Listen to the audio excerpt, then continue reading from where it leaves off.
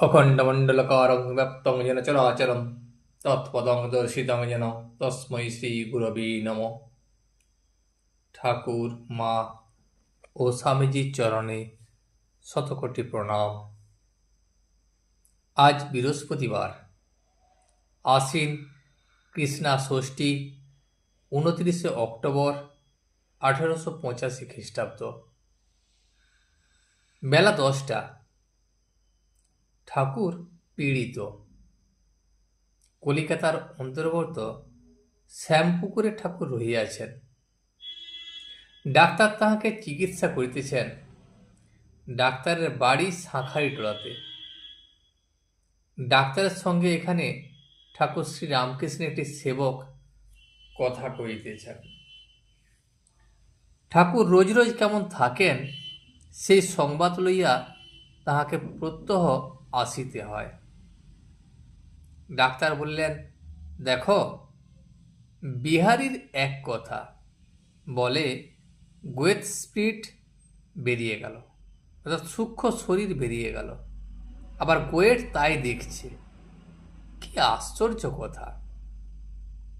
তখন মাস্টার বলিলেন, পরমহংসদেব বলেন, ওসব কথায় আমাদের কি দরকার? আমরা পৃথিবীতে এসেছি কেন না, যাতে ঈশ্বরের পাদপদ্মে আমাদের ভক্তি হয়। তিনি বলেন, একজন একটা বাগানে আম খেতে এসেছে, তো সে একটা কাগজ আর পেন্সিল নিয়ে গাছে কত ডাল, কত পাতা, কত গাছ, এইসব গুনে গুনে লিখতে লাগলো। তো বাগানে একজন লোকের সঙ্গে তার দেখা হলো। তখন সে জিজ্ঞাসা করলে, তুমি কি করছো এখানে, আর এসেছই বা কেন? তখন সে লোকটি বললে, এখানে কত গাছ, কত ডাল, কত পাতা, তাই আমি গুনছি। এখানে আম খেতে এসেছি। বাগানের লোকটি বললে, আম খেতে এসেছ? তা আম খেয়ে যাও, তোমার অত শত পাতা ডাল এসবের কাজ কি? ডাক্তার বললেন, পরমহংস সারটা নিয়েছে দেখছি।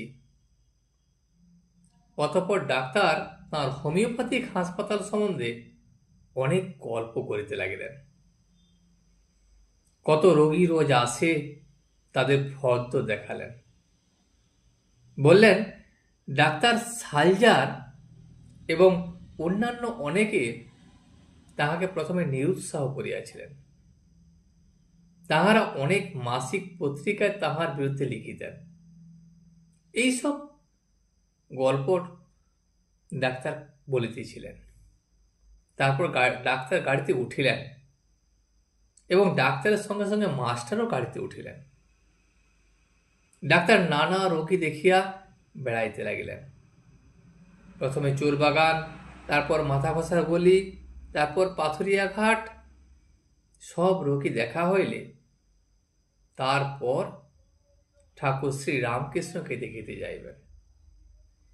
ডাক্তার পাথুরিয়া ঘাট আর ঠাকুরদের একটি বাড়িতে গেলেন। সেখানে কিছু বিলম্ব হইল। গাড়িতে ফিরিয়া আসিয়া আবার গল্প করিতে লাগিলেন। ডাক্তার বলিলেন, এই বাবুটির সঙ্গে পরমহংসের কথা হলো, তো থিওসফির কথা, কর্নেল অলকটের কথা হলো।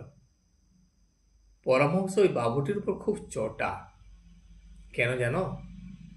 এ বলে, আমি সব জানি। মাস্টার তখন বললেন, না, চটা হবেন কেন?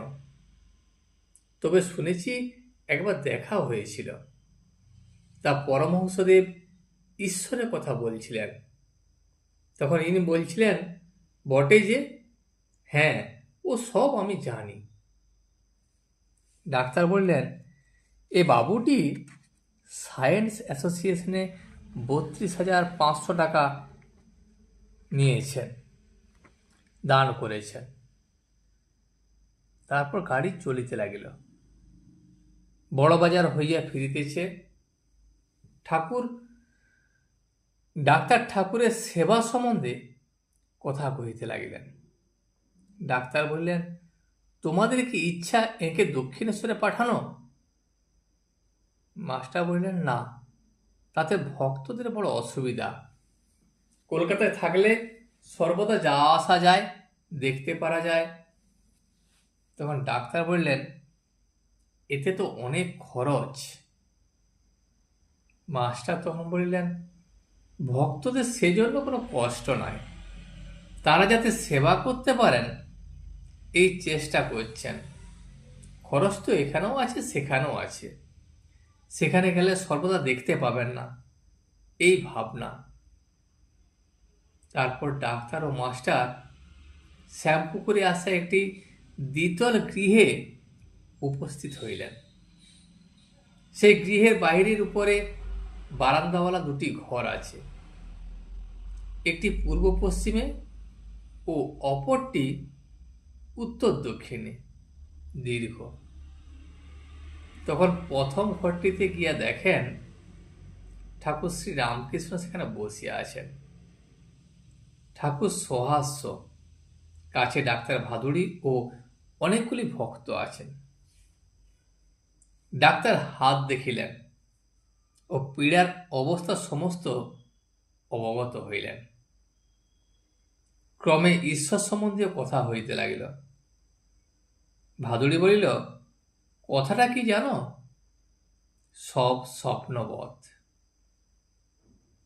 তখন ডাক্তার বলিলেন, সবই ডিলিউশন, অর্থাৎ ভ্রম। তবে কার ডিলিউশন আর কার কেন ডিলিউশন, আর সবাই কোথায় বা কয় কেন ডিলিউশন জেনেও, I cannot believe that God is real and creation is unreal. ঈশ্বর সত্য আর তার সৃষ্টি মিথ্যা, এ আমি বিশ্বাস করতে পারি না। ঠাকুর তখন বলিলেন, এ বেশ ভাব, তুমি প্রভু আমি দাস। যতক্ষণ দেহ সত্য বলে বোধ আছে, আমি তুমি আছে, ততক্ষণ সেব্য সেবকী ভাবেই ভালো। আমি সেই, এ বুদ্ধি ভালো নয়। আর কি জানো, এক পাশ থেকে ঘরকে দেখছি, এও যা, আর ঘরের মধ্য থেকে ঘরকে দেখছি, সেও তাই। ভাদুড়ি আবার ডাক্তারকে বলিলেন, এসব কথা যা বললুম তা বেদান্তে আছে, শাস্ত্রটাই দেখো তবে তো। ডাক্তার বললেন, কেন? ইনি কি শাস্ত্র দেখে বিদ্বান হয়েছেন? আর ইনিও তো ওই কথা বলেন, শাস্ত্র না পড়লে হবে না। ঠাকুর বললেন, ওগো, আমি তো শুনেছি কত। তখন ডাক্তার আবার বললেন, শুধু শুনলে কত ভুল থাকতে পারে, তুমি শুধু শোনো নাই। আবার অন্য কথা চলিতে লাগিল। ঠাকুর ডাক্তারকে বললেন, আপনি নাকি বলেছ ইনি পাগল, তাই এরা মাস্টার এবং অন্যান্য ভক্তদের দেখাইয়া বলিলেন, তোমার কাছে আর যেতে চাইছে না। ডাক্তার মাস্টার দিকে দৃষ্টিপাত করিয়া বলিলেন, কই, তবে আমি বলেছি অহংকারের কথা, তুমি লোককে পায়ে ধুলা নিতে দাও কেন? তখন মাস্টার বললেন, তা না হলে লোকে কাঁদে। ডাক্তার আবার বললেন, তাদের তো ভুল, তা তো বুঝিয়ে দেওয়া উচিত। মাস্টার বললেন, কেন? সর্বভূতে নারায়ণ।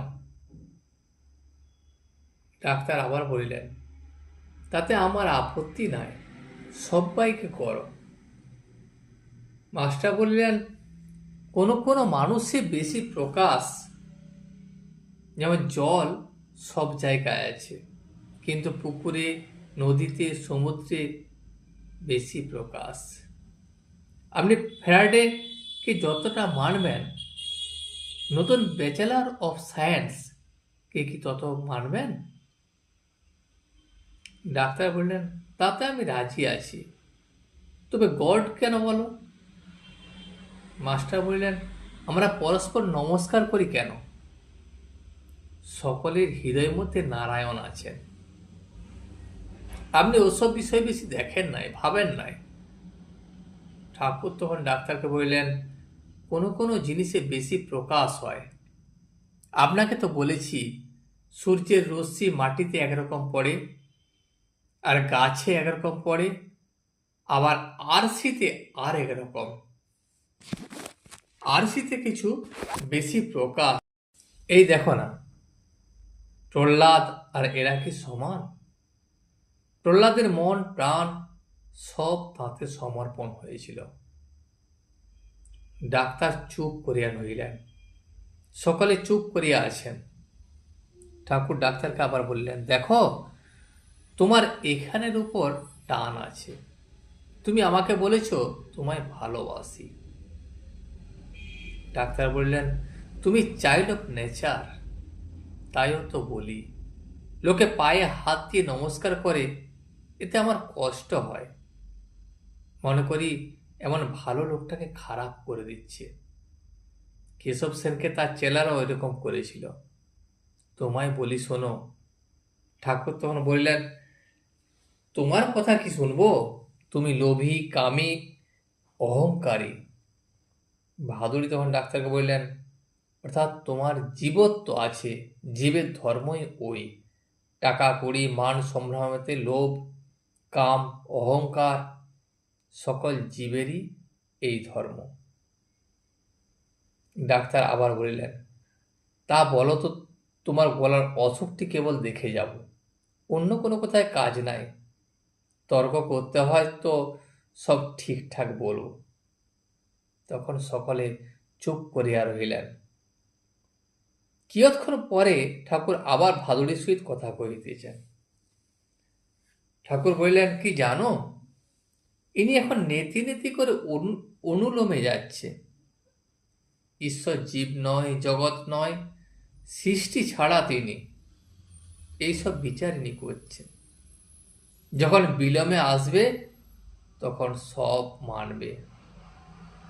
কলা গাছের খোলা ছাড়িয়ে ছাড়িয়ে গেলে মাছ পাওয়া যায়। খোলা একটি আলাদা জিনিস, আর মাছ একটি আলাদা জিনিস। মাছ কিন্তু খোলা নয়, খোলাও মাছ নয়। কিন্তু শেষে মানুষ দেখে যে খোলেরই মাছ আর মাঝেরই খোল। তিনি চতুর্বিংশতি তত্ত্ব হয়েছেন, তিনি মানুষ হয়েছেন। ভক্ত তিন রকম, অধম ভক্ত, মধ্যম ভক্ত আর উত্তম ভক্ত। অধম ভক্ত বলে ওই ঈশ্বর, তারা বলে সৃষ্টি আলাদা, ঈশ্বর আলাদা। আর মধ্যম ভক্ত বলে ঈশ্বর অন্তর্যামী, তিনি হৃদয়ের মধ্যে আছেন। সেই হৃদয়ের মধ্যে ঈশ্বরকে দেখে। আর উত্তম ভক্ত দেখে তিনি এই সব হয়েছেন, তিনিই চতুর্বিংশতি তত্ত্ব হয়েছেন। সে দেখে ঈশ্বর অধ ঊর্ধ্বে পরিপূর্ণ। তুমি গীতা, ভাগবত, বেদান্ত এসব পড়ো, তবে এসব বুঝতে পারবে। ঈশ্বর কি সৃষ্টির মধ্যে নাই? ডাক্তার বললেন, না, তিনি সব জায়গায় আছেন, আর আছেন বলেই খোঁজা যায় না। কিয়ৎক্ষণ পরে অন্য কথা পাড়িল। ঠাকুর, শ্রীরামকৃষ্ণের ঈশ্বরীয় ভাব সর্বদা হয়, তাহাতে অসুখ বাড়িবার সম্ভাবনা। ডাক্তার ঠাকুরকে বলিলেন, ভাব চাপবে, আমার খুব ভাব হয়, তোমাদের চেয়ে নাচতে পারি।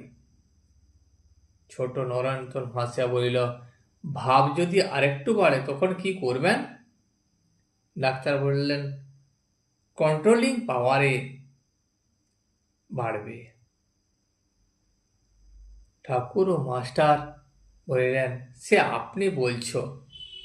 মাস্টার বললেন, ভাব হলে কি হবে, আপনি বলতে পারেন। ইয়ৎক্ষণ পরে টাকা কড়ি কথা পড়িল।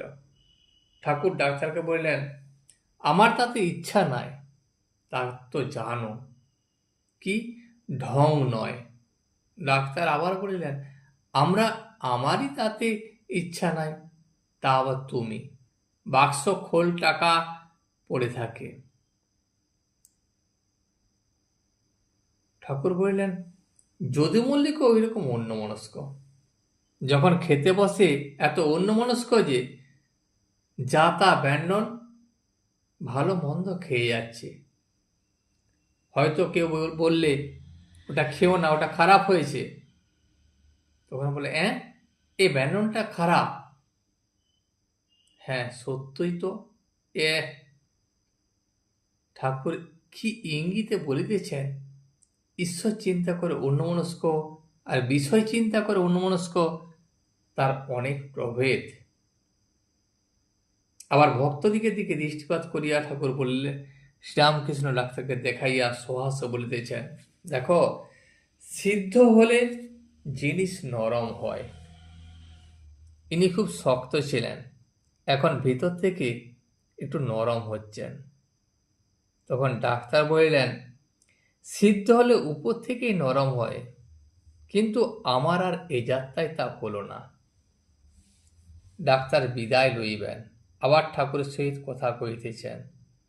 ডাক্তার বলিলেন, লোকে পায়ে ধুলালয় বারণ করতে পারো না? ঠাকুর বলিলেন, সবাই কি অখণ্ড সচ্চিদানন্দকে ধরতে পারে? ডাক্তার বললেন, তাহলে যা ঠিক মতো তা বলবে না। ঠাকুর আবার বলিলেন, রুচি ভেদ আর অধিকার ভেদ আছে।